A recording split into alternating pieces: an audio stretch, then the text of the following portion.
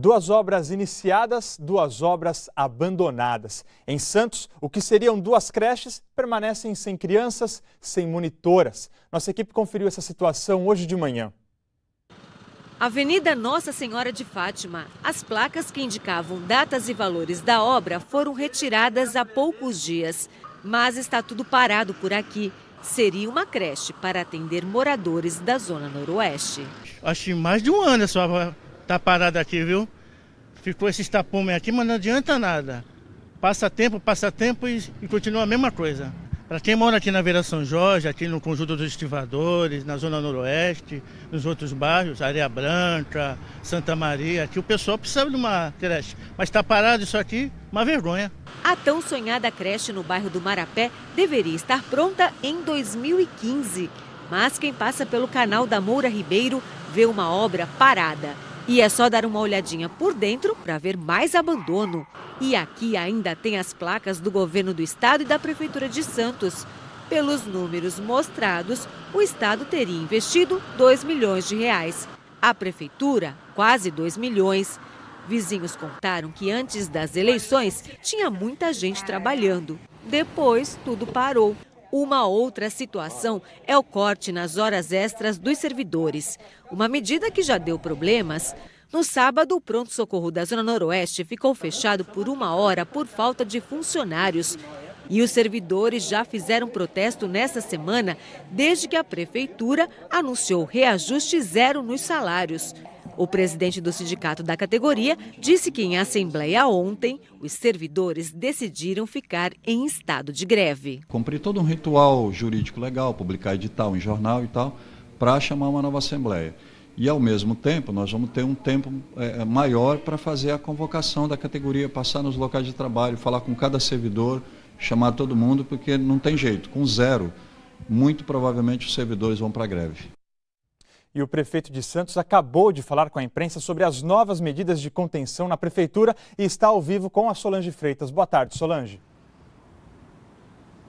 Boa tarde, Rodrigo. Boa tarde a todos. Então, a gente conversa com o prefeito sobre todos esses problemas que nós mostramos aí na reportagem. Prefeito, muito boa tarde. O senhor deu essa coletiva para dizer que as medidas de contenção de gastos estão dando resultado, mas na prática o que a gente vê é a população reclamando diariamente de obras paradas. As medidas de contenção nas horas extras dos funcionários da saúde já deram problema no pronto-socorro da Zona Noroeste e os servidores ameaçam greve. O que o senhor tem a dizer em relação a isso? Boa tarde, satisfação estar aqui com você. Dizer que as medidas de contenção da prefeitura têm dado resultados objetivos. Nós estamos renegociando todos os contratos de prestação de serviço e já efetivamente gerando economia para os cofres públicos. Os eventos da prefeitura têm sido reduzidos e adequados a essa nova realidade. O carnaval, por exemplo, vai custar para a cidade metade do que custou no ano passado e tudo isso está sendo feito, esse ajuste, nós estamos continuando para que a gente tenha condição de honrar os compromissos básicos e enfrentar essa crise que é uma crise econômica nacional, não é local, é uma crise conjuntural e a prefeitura está adotando as medidas com responsabilidade para enfrentar cada um dos assuntos. Com relação à matéria que está colocada, as obras que foram elencadas e mostradas na matéria, a obra da Vila São Jorge, a iniciativa privada também sofre os reflexos da crise. Então a empresa foi à falência, a empresa que estava fazendo a obra da Vila São Jorge. O que a prefeitura tem que fazer? Rescindir o contrato e fazer uma nova licitação para uma outra empresa concluir o serviço.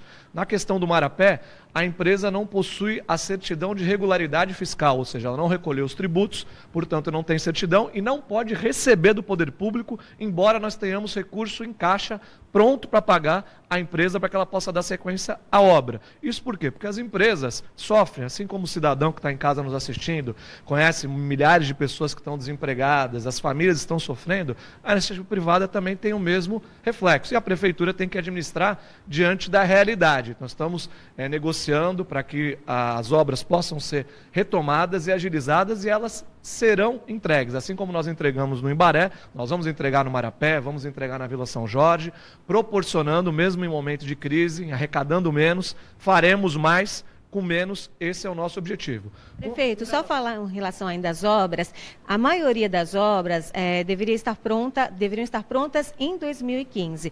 A gente conversou com muita gente, tem um camelódromo também que nós mostramos há 2 semanas, uma obra também abandonada na Zona Noroeste. A população disse que até as eleições as obras iam de vento em popa, depois das eleições tudo parou. Faltou planejamento, teve problema com a empresa antes, o que aconteceu?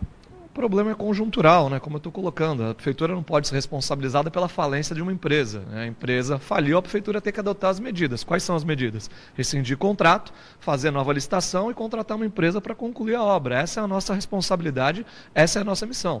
Nós entregamos o maior volume de obras, né, nos últimos anos na cidade, com investimentos importantes, parceria com o Estado, parceria com a União, e nós vamos seguir nesse caminho, vamos enfrentar esse monte de adversidade. Nós já tivemos a má notícia, que é uma crise intensa, uma crise que é a maior dos últimos 80 anos no país. E a boa notícia é que é uma crise que vai passar, nós vamos ultrapassar esse momento, fazer as entregas que são importantes e avançar. E é importante salientar, Solange, que nós estamos atendendo uma demanda que vai além da cidade. Quando a gente fala da saúde, da educação, embora a prefeitura arrecade menos, nós estamos ampliando o atendimento na área de saúde, são mais pacientes atendidos na UPA, nos prontos-socorros, maior número de medicamentos distribuídos, na educação, mais matrículas, na iniciativa privada, quando tem crise, corta, as empresas cortam, demitem, no poder público nós arrecadamos menos e temos que prestar mais serviço, então uma engenharia mais desafiadora, e é exatamente isso que nós estamos fazendo. Enquanto cidades estão fechando equipamentos, nós estamos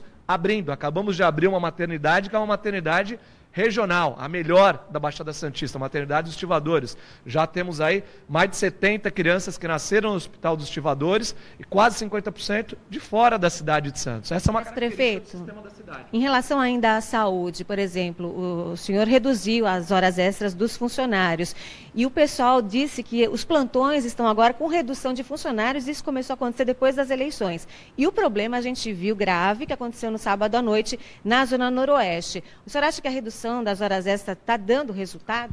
Olha, é um problema grave e tem que ser apurado, porque nenhum funcionário pode colocar comunicado na porta de um equipamento público fechando equipamento sem consentimento da administração. Então isso está sendo apurado através de processo administrativo e a responsabilidade será atribuída a quem fez isso. Nós temos mais de 530 técnicos de enfermagem no quadro da prefeitura, temos 278 enfermeiros, o salário está sendo pago em dia, é uma das maiores remunerações, inclusive nos últimos 4 anos nós aumentamos o valor dos enfermeiros em 50%, foi o maior reajuste da história de toda a carreira dos profissionais de enfermagem, ou seja, os profissionais que são valorosos, fazem um trabalho importante, estão se dedicando. E nós não podemos julgar milhares de profissionais pela conduta de 1 ou 2 profissionais que serão responsabilizados. A maioria absoluta dos servidores públicos de Santos trabalha com muita dedicação, com muita presteza, prestando um serviço de excelência. Tanto é que o nosso sistema é uma referência para a região, que atende moradores de várias cidades da Baixada Santista. Mas eles não estão trabalhando com número reduzidos? Todos eles colocaram isso, que os plantões estão com menos pessoas.